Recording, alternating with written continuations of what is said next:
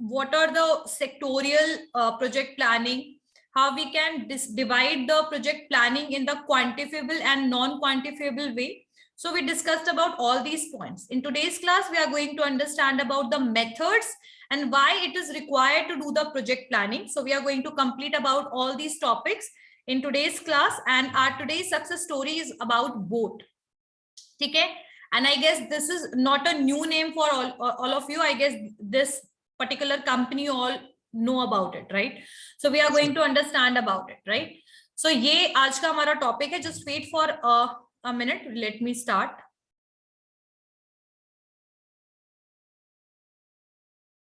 Okay. So we were on this point that what is project. So I told you that project is basically, it is for the short term as well as it is for the long term. But project is dependent on the completion, that if it will be started, it need to be completed after certain period. Every project have a defined time, like it can be completed within 1 year, 2 years, 3 years, right? And it gives us some output, like it is result oriented thing. ये result oriented है, इससे आपको कोई ना कोई result मिलेगा, ठीक है? Like you will get profit, you will get loss, some output is always there in the profit, in the project, right? Okay, next thing is what is the project classification, which I already told you कि project जो classification होगा, that will be on two bases. अगर हम सिर्फ देखें इसको तो there are two bases of the classification. One is the quantifiable and second one is the non-quantifiable. If I am talking about the quantifiable, it means the output or the result is dependent upon the number which we can count. तो मैंने आप लोगों को example में बताया था कि जब गवर्नमेंट 2014 में जब वो स्वच्छ भारत अभियान लेकर आई थी, तो उनका एक उसमें एक प्रोजेक्ट में एक और भी उसमें एक सेक्टर था that is related with the number of toilets, ठीक है? तो उन्होंने उस समय इंडिया का जो काउंट किया नंबर रूरल एरियाज में कितना है, तो दैट वाज ओनली 3%, ठीक है? So they just want to increase to 9%, मतलब 3 गुना ज्यादा करना चाहते थे, and they achieve 10%. So that was a mass, मतलब एक बोलते हैं सक्सेसफुली प्रोजेक्ट कंप्लीट उनका हुआ, ठीक है? सो जहां पर आप उसके रिजल्ट को क्वांटिटी के तरीके से उसको मेजर करते हैं, क्वांटिटी में, नंबर्स में, जैसे आपका सर्वे जो होता है पॉपुलेशन का इंडिया का, that is totally a quantifiable thing because उसमें नंबर्स आपके जुड़े हुए हैं, ठीक है? तो प्रोजेक्ट जिसका कंप्लीशन और जिसका आउटपुट मेजरेबल हो in the terms of the quantity, that is a quantifiable project. If we are talking about those who are not able to, whose result we are not able to measure it in the quantitative way, so that is a non quantifiable project. Like जैसे मैंने आपको बताया था कि जब हम किसी human being के बिहेवियर को जज करते, मेजर करते हैं, सो वो कभी भी आपके नंबर्स में मेजर नहीं हो सकते because that is a behaviour, ठीक है? So behaviour is something which is non quantifiable thing, right? So the same situation is here. उसके अलावा आपका एक सेक्टोरियल प्रोजेक्ट है. सेक्टोरियल प्रोजेक्ट क्या है? यहाँ पर आपका जो भी प्रोजेक्ट है वो अलग अलग सेक्टर्स का भी बन सकता है. जरूरी नहीं कि आप एक ही प्रोजेक्ट पे हमेशा काम करें. अगर कोई कंपनी है, जैसे मान लीजिए कोई मार्केटिंग की कंपनी है और वो क्या करती है, वो एडवर्टीजमेंट बना रही है, एक एडवर्टीजमेंट एजेंसी है. मार्केटिंग कंपनी एडवर्टीजमेंट एजेंसी है. आई गेस तुम लोग को पता होगा कि एडवर्टीजमेंट एजेंसी क्या होता है. पता है सबको कि एडवर्टीजमेंट एजेंसी क्या होता है? I am asking something. 48 students are there in the class. I am not able to hear yes और नो. मैम जो पैसा लेके एडवर्टाइज करे उसको कहते हैं. हाँ, वेरी गुड. अनुग्रह आई गेस, है ना? Yes ma'am. So very good. Yes, it's a advertisement agency. वो एजेंसीज होती हैं, मार्केटिंग कंपनीज होती हैं. जैसे हर एक कंपनी होती है, जैसे कोई भी कंपनी ले लो, जैसे कैडबरी ले लो, नेस्ले ले लो, या फिर हिंदुस्तान यूनिलीवर ले लो. तो ये जितनी भी बड़ी मैन्युफैक्चरिंग कंपनीज हैं, जरूरी नहीं है कि इनके पास अपना एडवर्टीजमेंट का इन हाउस एजेंसी हो. तो जब इनके पास इन हाउस एजेंसी नहीं होता है तो ये क्या करते हैं, इनके पास प्रॉपर क्रिएटिव टीम नहीं होता है. तो for creativity and for get outsourcing their service, अपने सर्विस को आउटसोर्स करने के लिए वो क्या करते हैं कि वो अपने काम को, अपने सर्विस के, मतलब अपने एडवर्टीजमेंट को किसी थर्ड पार्टी को दे देते हैं कि भाई आप मेरे लिए एडवर्टीजमेंट बनाओ, और उसके बदले वो पैसा लेते हैं, ठीक है। सो यहाँ पर अगर मान लो कोई भी एडवर्टीजमेंट एजेंसी है और उसने कोई प्रोजेक्ट लिया, ठीक है, अगर कोई कंपनी का 50 उनको 50 एडवर्टीजमेंट बना के देना है विद इन 6 मंथ, ठीक है, तो ये कंपनी ने प्रोजेक्ट जब लिया तो they will start working for it, ठीक है। Once that project will be completed, with that we can also run 4 or 5 other projects. तो जरूरी नहीं कि एक टाइम पे एक ही प्रोजेक्ट रन कर रहा हो सकता है मल्टीपल प्रोजेक्ट्स रन कर रहे हो, सही बात है। कंस्ट्रक्शन का काम अगर आप देखोगे तो you are able to see कि कंस्ट्रक्शन का काम कितना ज्यादा होता है, that is also a government project, ठीक है। अगर आप कंस्ट्रक्शन की चीज को देखोगे that is also a government project. Just wait for a second. आगे बात समझ में यहां तक सबको? तो सेक्टोरियल जो प्रोजेक्ट होता है, यहाँ पर आपके बहुत सारे अलग अलग सेक्टर्स के हो सकते हैं, जैसे आप एग्रीकल्चर के ऊपर प्रोजेक्ट हो सकता है, इरिगेशन के ऊपर हो सकता है, इंडस्ट्री के ऊपर हो सकता है, ट्रांसपोर्ट के ऊपर हो सकता है, किसी और सेक्टर के लिए हो सकता है, ठीक है। आपका टेक्नो इकोनॉमिक प्रोजेक्ट्स भी होते हैं, जो आप टेक्नोलॉजी बेस्ड होते हैं आपके, ठीक है। कुछ लेबर बेस्ड भी होते हैं आपके काम प्रोजेक्ट्स। अच्छा, पर्पस क्या है आखिर प्रोजेक्ट प्लानिंग का? व्हाई प्रोजेक्ट्स जो भी हम ले रहे हैं उसकी प्लानिंग करनी क्यों जरूरी है? Why it is required, why we need to do the planning for the project? कभी भी कोई प्रोजेक्ट अगर हम स्टार्ट कर रहे हैं तो उससे पहले हमें प्लानिंग क्यों करना चाहिए? Why it is required? So first of all, direction of performance. See, every project is goal oriented. हमेशा याद रखिएगा कि हर एक प्रोजेक्ट जो है दैट इज गोल ओरिएंटेड, और जब वो गोल ओरिएंटेड है तो ऐसे सिचुएशन में आप गोल को अचीव तब कर सकते हैं व्हेन द वे और द डायरेक्शन इज करेक्ट, ठीक है। यहां एक जगह पे बोरिंग रोड चौराहा पे खड़े होकर के ये नहीं सोच सकते हो कि भाई जाए कहां। You cannot think about it if you are directionless. If you are standing here and if you are directionless and there are multiple direction, then you have to focus only in one direction. Why we need to do so? Because we have just very much clear with our path, ठीक है। हमारा रास्ता क्या होना चाहिए, वो clear होना चाहिए, ठीक है। सो हम किस तरीके से, which one is the better direction, which is the right path, which this person is going to take to reach the destination that matters, ठीक है। तो प्रोजेक्ट प्लानिंग जो है वो आपको एक ब्रिज देगी बनाने के लिए, जो मैं आपको ब्रिज देगी, वो आपको, मैंने आपको पहले ही बताया था कि प्लानिंग जो होता है वो एक ब्रिज ही होता है, जहां पर अभी हम कहाँ खड़े हैं और हम कहां पर पहुंचेंगे। सो ये फ्यूचरिस्टिक होता है पूरा। तो प्रोजेक्ट जब भी हमें फ्यूचर में कंप्लीट करना है, आज प्रोजेक्ट बनाना है पर कंप्लीट उसको 2 साल 3 साल 6 महीने में करना है, तो उसको इम्प्लीमेंटेशन से पहले हमारे पास एक प्लानिंग होनी चाहिए, और वो प्लानिंग हमें बताएगा कि इस पर्टिकुलर प्रोजेक्ट को एग्जीक्यूट कैसे करना है, ठीक है। तो first thing is about, it is all about the direction of performance, यानी हम अपने काम को किस तरीके से करेंगे, मीनिंगफुल वे में कैसे अपने काम को करेंगे, अपने वर्क को करेंगे, ताकि जो हमारा एंड है जो वो प्रॉपरली हमें अचीव हो, यानी हमारा जो गोल है वो हमें अचीव हो, ठीक है, वो सक्सेस हमें अचीव हो। उसके लिए हमें, हमारे पास एक क्लियर पाथ और डायरेक्शन होना चाहिए, ठीक है। और ये आपका डिसाइड करेगा प्लानिंग। तो प्रोजेक्ट प्लानिंग जो है वो आपके डायरेक्शन ऑफ परफॉर्मेंस को, किसको क्या काम करना है, कैसे एग्जीक्यूट करना है to for getting that success, it is done because और by the project planning. So I guess this point is clear to all of you, everyone? This point is clear? Yes, ma'am. Okay. Yes, ma'am.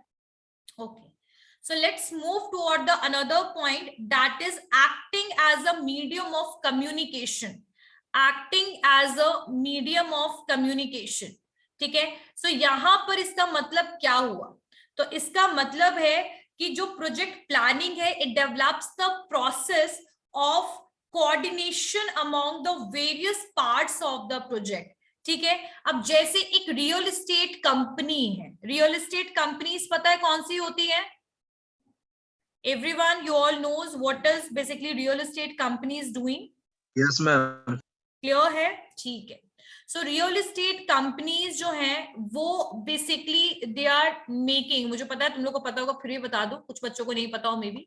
So real estate जो companies होती हैं, they are totally engage in the construction of the building for the commercial purposes as well as for the residential purpose. ठीक है.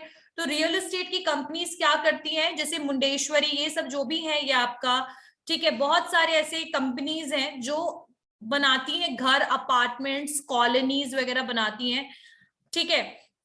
तो real estate की company, और उन्होंने एक मान लीजिए ग्रेटर नोएडा एक एरिया है, वहां पर उनका एक प्रोजेक्ट चल रहा है, वो बनाना चाह रही है एक कॉलोनी, अपार्टमेंट्स बनाना चाह रही है, 6 और 7 अपार्टमेंट्स एक साथ एक ही कॉलोनी एक लोकेलिटी में. अगर वो चाहती है ऐसा करना, तो इसके लिए यहाँ पर कितने सारे डिपार्टमेंट्स जो होंगे वो शामिल हो जाएंगे.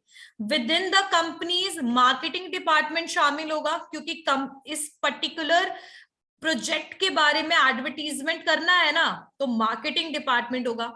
फाइनेंस डिपार्टमेंट होगा जो बताएगा कि इसका पूरा एलोकेशन ऑफ फंड क्या होगा, यानी कितने पैसे लगेंगे इस पर्टिकुलर कंस्ट्रक्शन को पूरा करने में. ठीक है.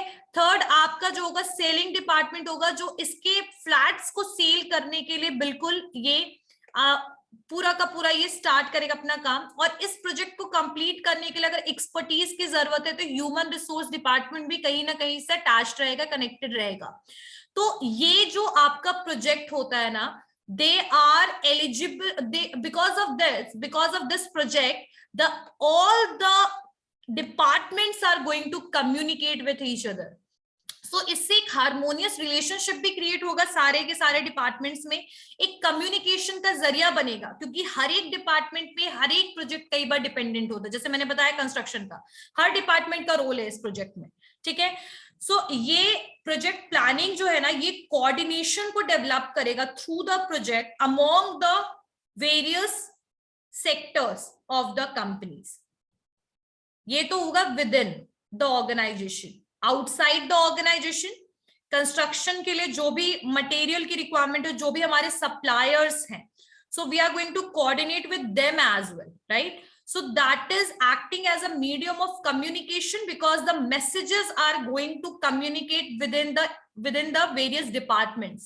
Because marketing department is, however, marketing से आपका sales related है, फाइनेंस से आपका पूरा प्रोजेक्ट कंप्लीशन रिलेटेड है. ठीक है.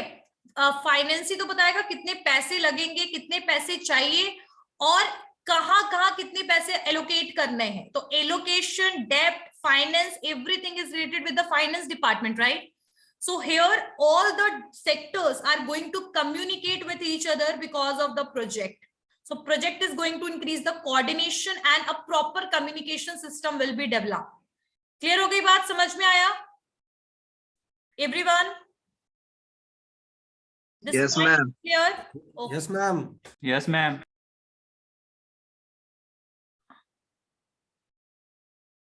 I'm literally fed up from your class. I can't able to understand. The students are still in waiting. मतलब I said such harsh words sometime that तुम लोग को कुछ समझ नहीं आता, but still students are not able to get. Few students are very disciplined, बिल्कुल time पे होते हैं, मुझे बहुत अच्छे लगते हैं वो बच्चे जो टाइम पे होते हैं. ठीक है. कुछ बच्चे कभी कभार लेट हो जाते हैं. ओके. अभी भी 4 बच्चे वेटिंग में है. बताओ 15 मिनट 20 मिनट की क्लास के बाद अगर वो एंटर करते हैं तो किस मकसद से आते हैं भाई, पता मुझे समझ ही नहीं आता है. चलिए थर्ड पॉइंट है arousing the consciousness. Arousing the consciousness about the importance of work. तो यहाँ पर ये जो टर्म यूज हो रहा है ना, arousing consciousness about the importance of work. चलिए एग्जाम्पल लेते हैं. कोई भी एक बच्चा है, कोई भी स्टूडेंट ले लेती हूँ, जैसे रोल नंबर 30 सोनम, ये मुझे दिख रही है अभी सामने. तो ये जो बच्ची है, इसको मैंने बोला कि ये, इसको मैं बोल रही हूँ कि मैं अपना जैसे पढ़ा रही हूँ, and Sonam she is writing all the things.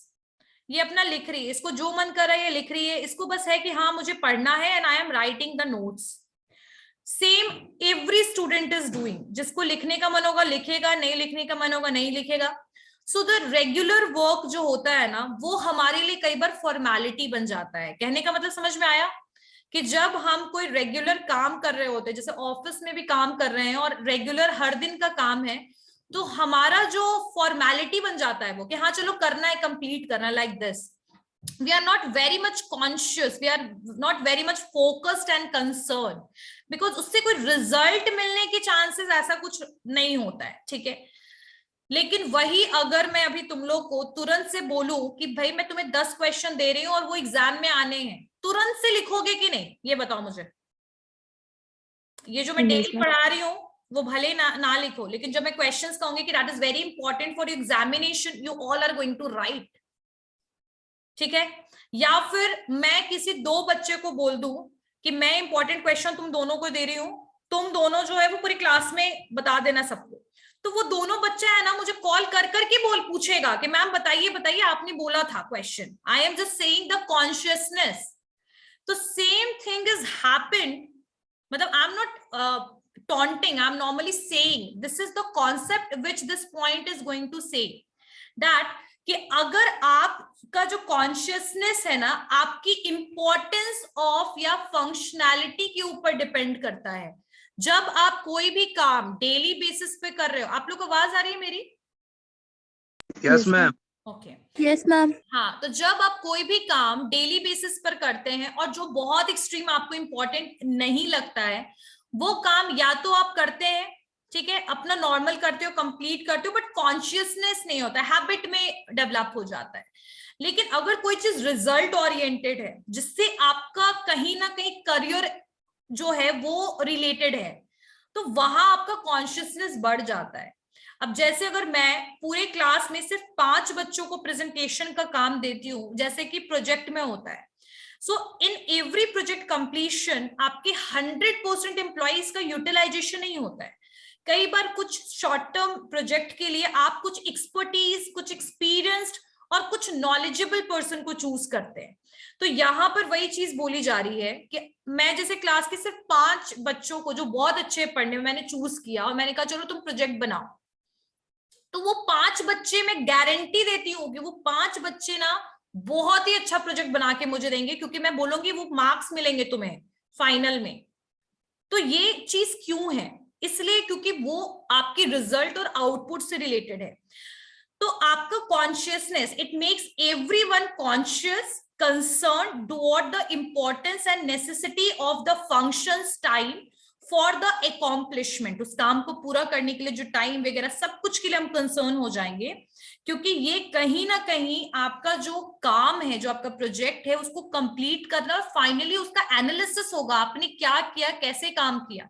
और अगर आपने अच्छा काम नहीं किया तो हो सकता है आगे चल के आपको कोई भी प्रोजेक्ट में मिले ही ना काम, या हो सकता है आपका बॉस जो है आपका प्रेशर रुकवा दे, हो सकता है आपका इंक्रीमेंट रुक जाए, ठीक है, आप काम अच्छा नहीं करोगे, लोग आपको प्रेज नहीं करेंगे, है ना। सो प्रोजेक्ट ऐसा है जो एक फोकस एरिया बन जाता है पूरे ऑफिस के लिए कि ये प्रोजेक्ट पे ये पर्सन काम कर रहे हैं तो इनको कुछ अच्छा करके देना है, ये दिमाग में उनके भी आ जाता है। तो ये कहीं ना कहीं आपके जो डेली हैबिट्स वाली चीजों से आपको थोड़ा शिफ्ट करेगा और आपको मोर, बोल सकते हैं ना, कंसर्न और कॉन्शियस बनाएगा टुवर्ड योर वर्क। आई बात समझ में? Yes ma'am. Clear? Okay. Yes. Next one is providing control. Providing control, okay, so what does it mean providing control? जब हम प्रोजेक्ट प्लानिंग करते हैं, कोई भी प्रोजेक्ट प्लानिंग फ्रेम करते हैं, तो ये हमारी कोर्स ऑफ एक्शन को डायरेक्शन देता है, बिल्कुल सही बात है। तो इसका जो रिजल्ट है ना, वो पूरा का पूरे इंप्लीमेंटेशन पे डिपेंडेंट है, ठीक है। अब जैसे मान लो कि वो रियल एस्टेट वाली कंपनी थी, कोई भी एक ABCD कंपनी थी रियल एस्टेट की, अब वो बहुत ज्यादा किस पे डिपेंडेंट है? वो अपने रॉ मटेरियल पे डिपेंडेंट है, वो अपने एम्प्लॉइज की कैपेबिलिटी पे, वर्कर्स पे, इंजीनियर्स पे, कितने लोगों पे डिपेंडेंट है, सोचो। अब यहां पर एक भी जगह काम खराब हुआ, that is going to result, मतलब लास्टली वो काम क्या हो जाएगा? बिल्कुल बेकार, ठीक है। Yes, exactly.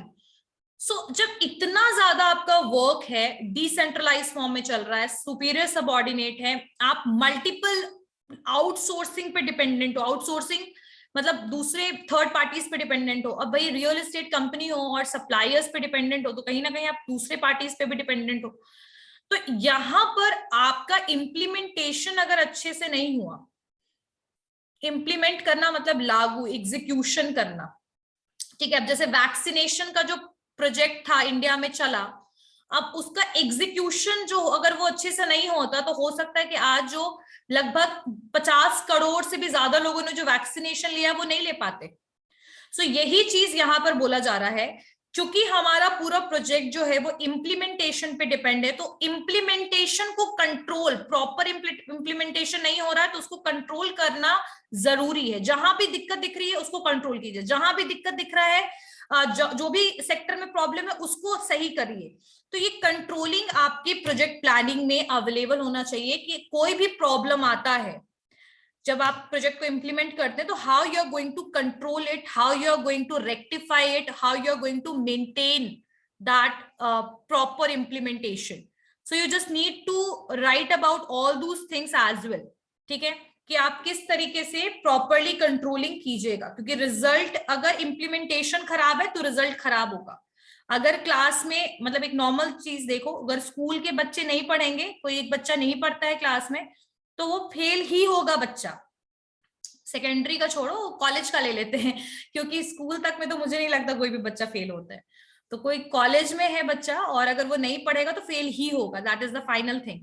और नहीं पढ़ना तो ठीक है, और अगर पढ़ने का डायरेक्शन और तरीका गलत हो या फिर कोई पढ़ना था कोई और बुक पढ़ कुछ और लिया तो वो भी इम्प्लीमेंटेशन गड़बड़ हो गया उसका, तो वहां से रिजल्ट गड़बड़।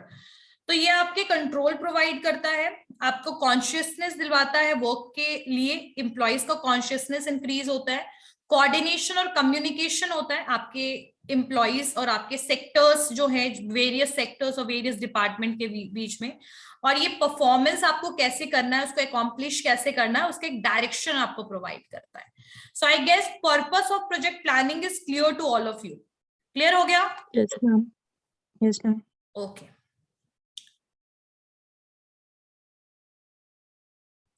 चलिए, so let's move toward our today's topic, जो हमारा सक्सेस स्टोरी है उसकी तरफ मूव करते हैं। और उससे पहले मैं बता दूं कि इसमें हम लोग जो नेक्स्ट क्लास में करेंगे मेथड्स क्या होगा जो हमें ध्यान रखना जब हम कोई प्रोजेक्ट को प्लान करते हैं। और इसके बाद इसकी थोड़ी सी रिक्वायरमेंट्स के बाद हम लोग मूव कर जाएंगे एंट्री पे, कि अगर हम कोई बिजनेस शुरू करते हैं तो क्या तरीका होना चाहिए एंट्री का, बाय स्क्रैच एंटर करना चाहिए या bye purchasing the new business, bye purchasing the business existing business, और बाय फ्रेंचाइज। तो इन फ्रेंचाइजिंग, ठीक है, तो इन सबको हम लोग नेक्स्ट क्लास में इसके बाद करेंगे। तो आई गेस यहां तक सबको क्लियर हो गया कि what is the purpose of project planning. Clear? Yes ma'am. चलिए, so let's move toward our today's topic about boat.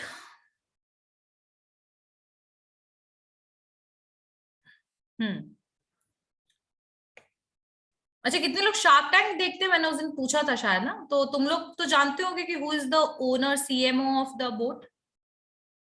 Yes, ma'am. Aman Gupta. Exactly. So I don't need to speak about him a lot because you all are able to see that person. So let's start with this company. Let's start. And I think sometimes my parents are fed up from that. Look, they are saying that what you are watching all the time. I'm watching this. Chaliye. So let's start with the story of boat. Achha, okay, before starting this topic, I just want to tell you that how many of you are already purchased the item of boat? Means including me, I'm just normally asking. कितने लोगों ने खरीदा हुआ है?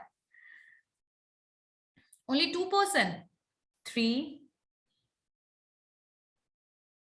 4, 5. Means the participants numbers are increasing.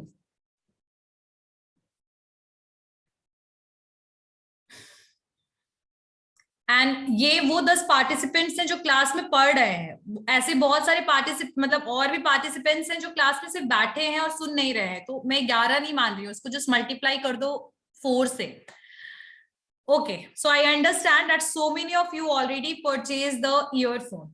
See, I'm not doing the advertisement of boat, but I'm normally asking about it because somehow you are able to relate the story with your own experience of using this company's product. So let me tell you about the boat. Like boat जो है, जब वो आया company में, it was founded in 2016. So before that, एक ना हमारे India में एक बहुत, मतलब पूरे ऑल ओवर इंडिया की बात कर रही हूँ मैं, ये मतलब एक कंपनी, मोबाइल की कोई भी कंपनी उठा लो, अगर हम बहुत पुरानी कंपनी नोकिया को भी देख ले, जो अभी मतलब जिसने बहुत पहले फोन लेकर जो आया था नोकिया, तो नोकिया तक में ना ईयरफोन मिलता था, सैमसंग तक में ईयरफोन्स मिलते थे। आप लोग को याद होगा ना, मोबाइल के साथ ईयरफोन मिलता था, याद है? Yes ma'am. वायर वाला वो ईयरफोन मिलता था, और हम लोग क्या करते थे, वो ऑटो में बैठ के वो सुनते रहते थे गाना, है ना, घर पे भी सुनते रहते थे। तो वो वायर वाला ईयरफोन जो था ना, अब तो मोबाइल ने देना बंद कर दिया है। तो अभी आप लोग को पता होगा कि कोई भी मोबाइल फोन के साथ ईयरफोन आना बंद हो गया, और धीरे धीरे वो चार्जर्स भी हटा रहे हैं। तो बहुत सारे फोन जो है वो चार्जर भी नहीं देते हैं। तो मिलता है ना वहाँ पे। हाँ, एप्पल तो चार्जर भी नहीं देता है ना शायद, अब तो वो चार्जर भी नहीं प्रोवाइड करा। 11 तक चार्जर दिया है इन्होंने, 12 वाले मॉडल से बंद कर दिया देना चार्जर। तो ठीक है, तो यहाँ पर बोट जो है, जब वो आया उस समय मार्केट क्या था, सिचुएशन क्या था? देखो, कंपनीज जो ईयरफोन देती थी अपने मोबाइल के साथ, उन्होंने बाहर बेचना शुरू कर दिया उसको सेपरेटली, ठीक है। ब्लूटूथ ईयरफोन्स की मैं बात करूं तो दो कंपनीज उस समय बहुत ज्यादा उनका मार्केट शेयर था ब्लूटूथ के लिए। तो first one is JBL and the second one is Skullcandy. अगर तुम लोग को याद, ये नाम सुना होगा तुम लोगों ने, तो ये दो कंपनीज और हैं जो बहुत रिनाउंड है अपनी ईयरफोन्स के लिए। लेकिन ऐसे ना कोई स्पेसिफिक कंपनीज कोई भी नहीं थी बोट के अलावा जो ईयरफोन्स बनाती थी, सिर्फ ईयरफोन। अब सैमसंग की ईयरफोन्स मिलते हैं, बट मोबाइल भी बनाती है, इलेक्ट्रॉनिक्स डिवाइसेस भी बनाती है, बट स्पेसिफिक ऐसी कोई कंपनीज नहीं थी। बट वहां पर दो कंपनीज थी, JBL और स्कलकैंडी। बट जो इनके प्रोडक्ट थे बहुत ही एक्सपेंसिव। मुझे याद है जब मैंने पहला ईयरफोन लिया था JBL का ईयरफोन, वो भी वायर वाला, तो that was around 999 और 1000 रुपीज, तो बहुत ही ज्यादा एक्सपेंसिव। और नॉर्मल छोटे मोटे फिलिप्स वगैरह के भी ईयरफोन वगैरह मिलते थे, बट वो एक लुक, बहुत पर्सनालिटी, स्मार्टनेस टाइप का ईयरफोन नहीं था। तो बोट जो है ना, they are making a very portable और बहुत ही स्टाइलिश ईयरफोन्स। इनके पास ईयरफोन है, इनके पास हेडफोन है, इनके पास एयरपॉड्स है, और इनके पास स्पीकर्स भी हैं, ठीक है। और बोट जो है वो बहुत ही जल्दी फेमस हो गया, and it was one of the most acceptable brand of the earphones, ठीक है। इनके अभी भी, लेकिन बोट जो है, they are selling the Bluetooth earphones as well as they have the option of the wire earphone. तो इनके पास वायर हेडफोन भी है, वायर ईयरफोन भी है। और इनका जो सबसे ज्यादा रेवेन्यू आता है, ये आता है ब्लूटूथ ईयरफोन्स को सेल करके, ठीक है।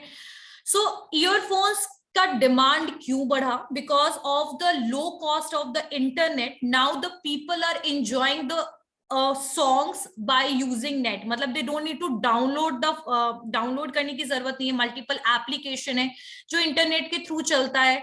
सो इंटरनेट का डिमांड इंक्रीज हुआ, आपके OTT प्लेटफॉर्म्स का डिमांड इंक्रीज हुआ, यूट्यूब का डिमांड इंक्रीज हुआ, वैसे ही हमारा जो ईयरफोन्स का था उसका भी डिमांड इंक्रीज हो गया। क्योंकि मैं खुद बहुत ज्यादा ईयरफोन यूज करती हूँ, whenever I am travelling I am using earphone all the time, ठीक है। So boAt understand this concept of the Indian market, like now the people want. और फोन पे हमारा जो टाइम था ना, वो भी बहुत इंक्रीज हो चुका है। अभी हमें मूवी देखना होता है तो वी आर नॉट वेटिंग और we are not watching it on the television, but we are preferring our mobile. सही बात है ना, है कि नहीं? That is the truth. Yes, ma'am. बिल्कुल। Yes ma'am. तो इसी वजह से हमारा इमरजेंस हुआ हेडफोन का, म्यूजिक लवर्स इंक्रीज हो गए। आजकल तो लोगों का इतना शौक है कि आप लोग देख सकते हैं कि स्टार मेकर इस तरीके के एप्लीकेशन है जहां पर लोग गाना गा रहे हैं and they are using the earphone. So earphone जो है वो आजकल का एक बहुत इंपॉर्टेंट गैजेट हो गया है, एक इंपॉर्टेंट डिवाइस हो गया है जो लोग यूज करते हैं, और खासकर वो लोग जो बहुत ज्यादा आपके मोबाइल पे टाइम बिताते हैं, या फिर जो सारे का सारा काम उनके मोबाइल से ही होता है। तो बोट जो है आपके 2020 में 5th लार्जेस्ट वियरेबल ब्रांड ये इसको अवार्ड मिला, मतलब it was dubbed as the 5th largest viewable brand, मतलब ग्लोबल में इसका नंबर था इसमें 5th लार्जेस्ट में। और बोट जो है ना, ये इसकी थोड़ी सी मैं आप लोग को कंपनी की हाइलाइट्स बताती हूँ। तो इसकी कंपनी की जो हाईलाइट है, जो कंपनीज की हाइलाइट्स है, you all are able to see that its headquarter is in New Delhi and sector क्या है, इलेक्ट्रॉनिक्स एंड फैशन का। Founder they are 2 person, Sameer Mehta and Aman Gupta, और इट वाज फाउंडेड इन 2016। अभी फिलहाल इसका रेवेन्यू है अराउंड 1531 करोड़ इन 2021। सो बोट जो है वो क्या है, मैं बता चुकी हूँ कि it is they are selling electronic gadget, but ये सारे इलेक्ट्रॉनिक्स आइटम को सेल नहीं करते। They are dealing with only with the music वाले जो आइटम, जो ईयरफोन, हेडफोन्स और स्पीकर्स, ठीक है। उसके अलावा इनके जो स्टार्टअप स्टोरी है, मैंने आपको बता दिया कि जो कंपनी है ये अभी रैपिडली इंक्रीज हो रही है, और इनका जो अभी इसका जो बोर्ड जो है, एक मिनट,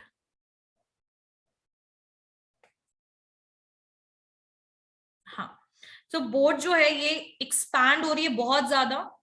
एक ब्रेन चाइल्ड को, ये brain child of this idea, boAt is the brain child of this idea, मतलब वो फैशन और एसेसरीज से रिलेटेड है कि like now the people are purchasing the accessories a lot and that's why the boAt was started. These 2 person are the founders and owners founder and owner of boat. So I think first को तो मुझे बताने की जरूरत नहीं है, पता चली गया होगा कि कौन अमन गुप्ता एंड कौन समीर मेहता है, समझ में तो आ गया होगा। सो समीर मेहता जो है वो को फाउंडर है एंड सीपीओ है आपके बोर्ड के, प्रोसेसिंग ऑफिसर, एंड ये जो है आपके एग्जीक्यूटिव डायरेक्टर हैं कोरस प्रेजेंटली के, एक मिनट, कोरस के, मतलब he is also executive director of Chorus, Chorus के डायरेक्टर है अभी फिलहाल प्रेजेंट में। एंड समीर मेहता जो है he started his career at redwood से इन्होंने अपना करियर शुरू किया। इनकी जो स्कूलिंग है वो सेंट जेवियर्स स्कूल से, मुंबई से, और इन्होंने बैचलर डिग्री लिया है कॉमर्स में Narsee Monjee college, that is in Mumbai, ठीक है। तो मुंबई से इनकी पढ़ाई है।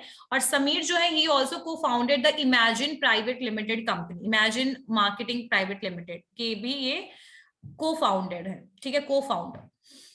So Aman Gupta जो है he is a chief marketing officer of boat and he is also co-founder, and इनकी जो bachelor degree that is from Delhi University, and after that he joined ICAI, मतलब Institute of Chartered Accountant। बाद में इन्होंने MBA किया Kellogg School of Management से, और बाद में फिर उन्होंने बहुत सारी जगह पे काम किया, जैसे सिटी में असिस्टेंट मैनेजर रहे हैं ये वो, और फिर बाद में सीईओ और को फाउंडर हैं एडवांस टेलीमीडिया प्राइवेट लिमिटेड के।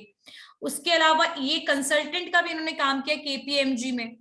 सो इसके बाद 2016 में, अच्छा एक यहाँ पर एक बहुत इंटरेस्टिंग पॉइंट है, दैट इज हरमन इंटरनेशनल।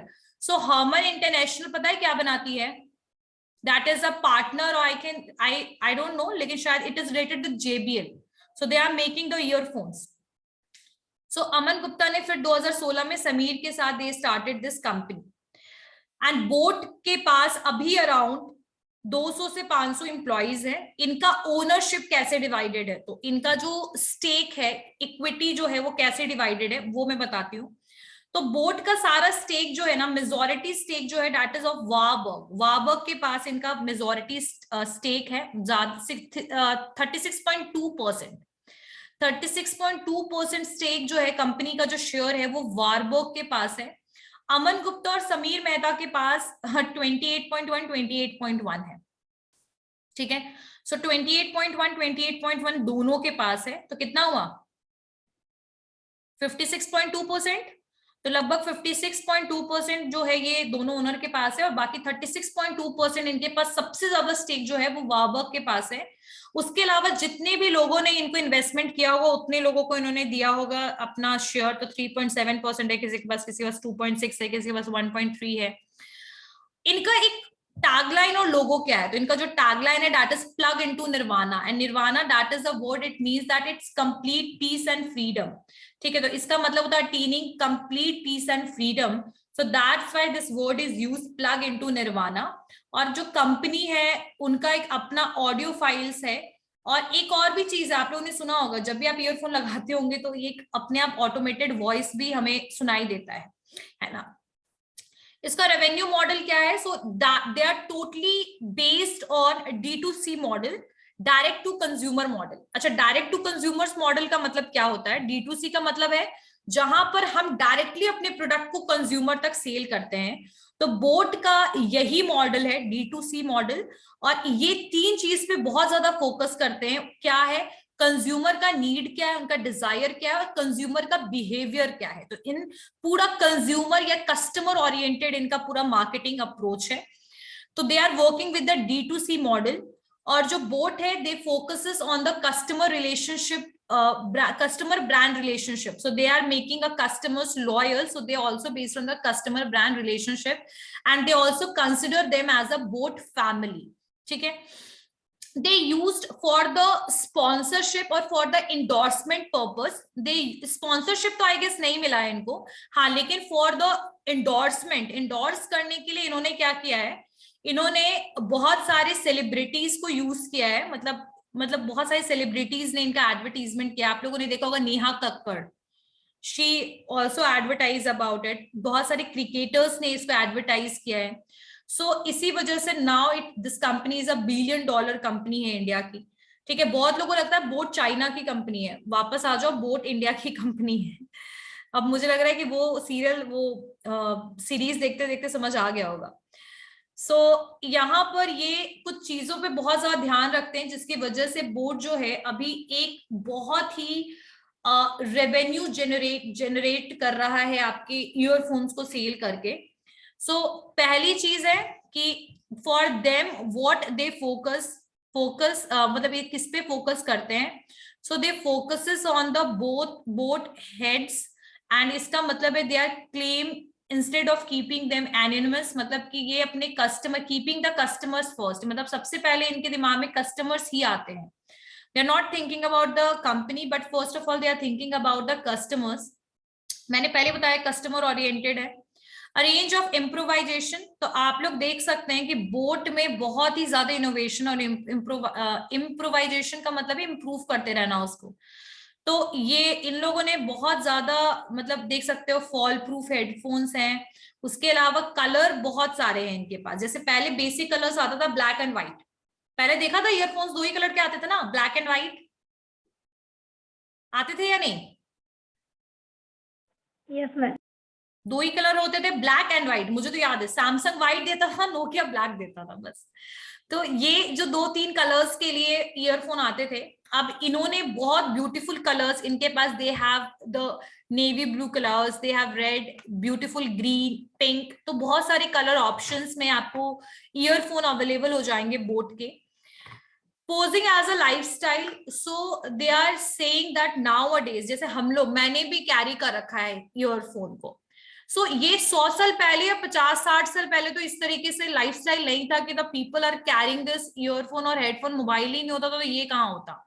तो ये इस पर्टिकुलर ईयरफोन को गैजेट कम और एक लाइफस्टाइल का पार्ट ज्यादा सोचते हैं कि this is a part of the life.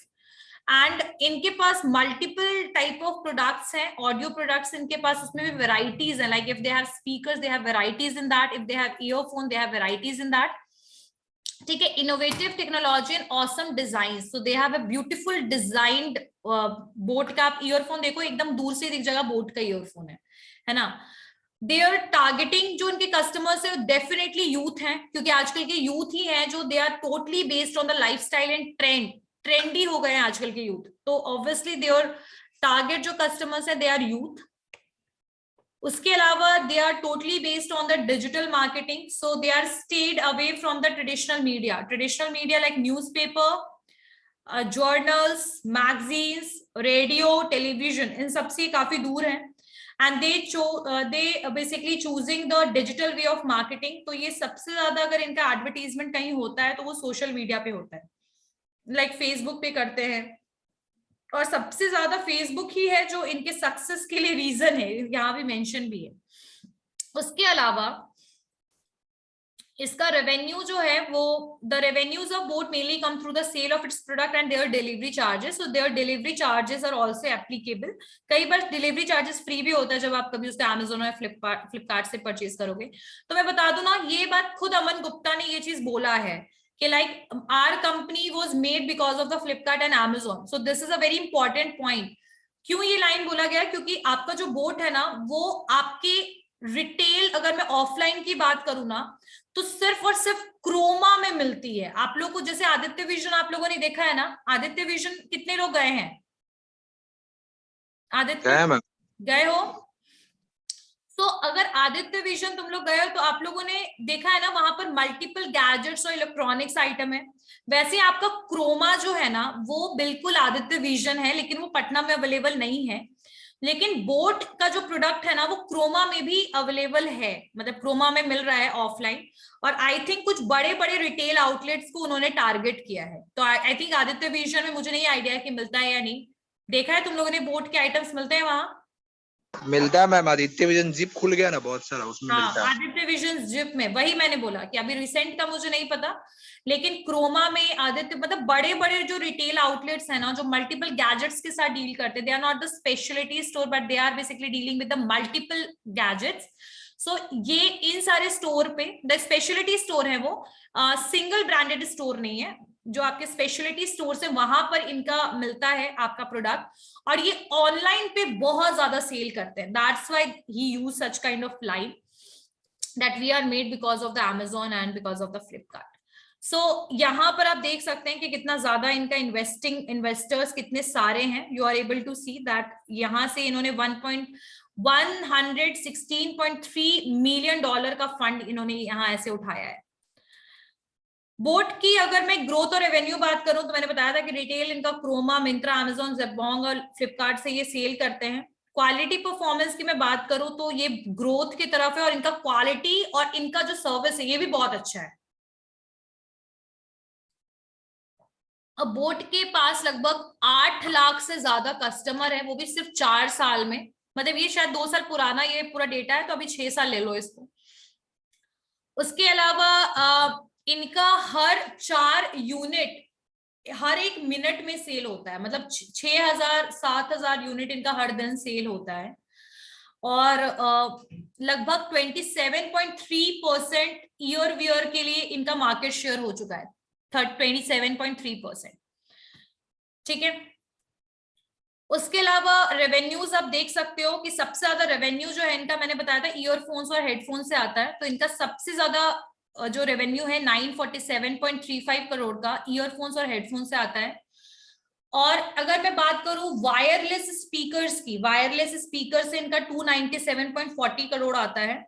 और इन्होंने लगभग वायर्ड ईयरफोन और हेडफोन से इनका 94.92 करोड़ आया है।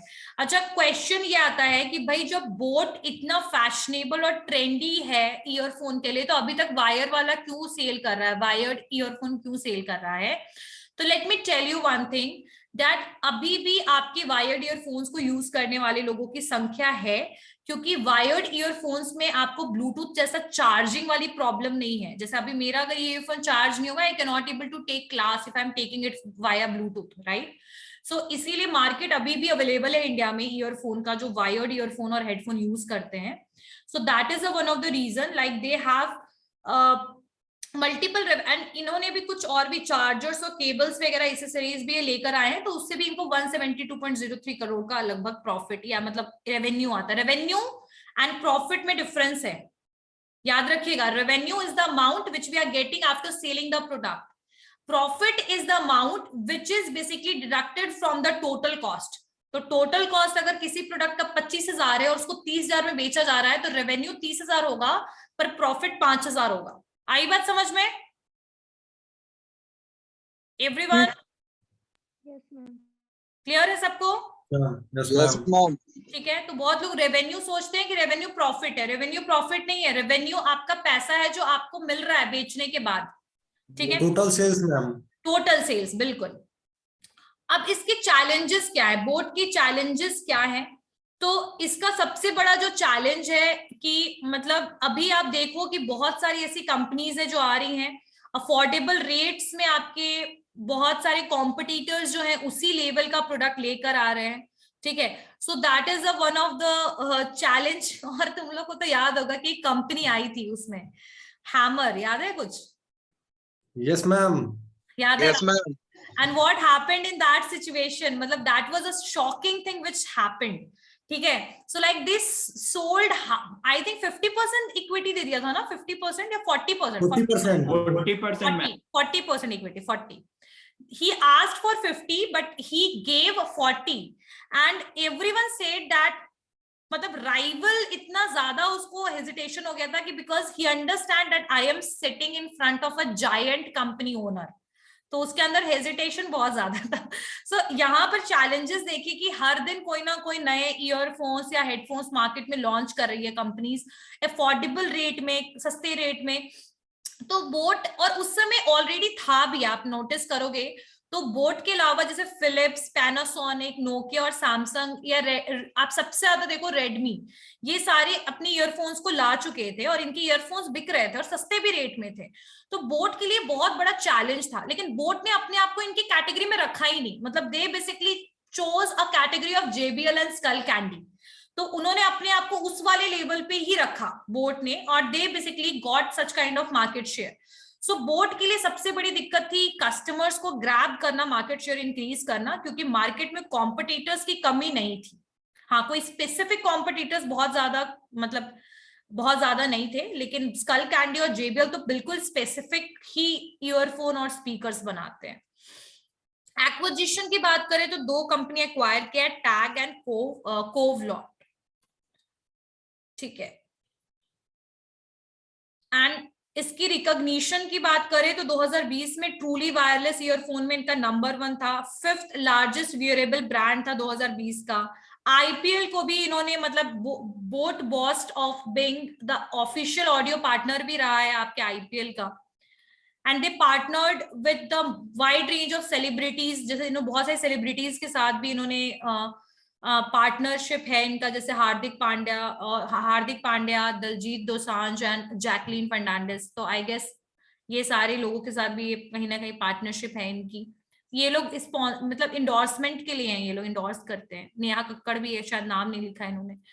सो बोट के कॉम्पिटिटर्स कौन है अभी? अभी मीवी एक कंपनी आई है जो, जिसका हेडक्वार्टर तेलंगाना में है, वो बहुत बड़ा इनका कॉम्पिटिटर बना है. गो नॉइज भी है, गुड़गांव में इसका हेडक्वार्टर है. तो गो नॉइज एंड मीवी समथिंग जो अभी बोट का कॉम्पिटिटर है, क्योंकि एग्जिस्टिंग कॉम्पिटिटर के होते हुए बोट ने इतना ग्रैब कर लिया मार्केट. बट अब न्यू कंपनीज आई है जैसे मीवी एंड गो नॉइज, तो they are the very big competitor. Skullcandy तो खैर पहले से ही कॉम्पिटिटर था. फ्यूचर प्लान क्या है? तो like the company believes that there is always a trend of buying earphones along with a new smartphone.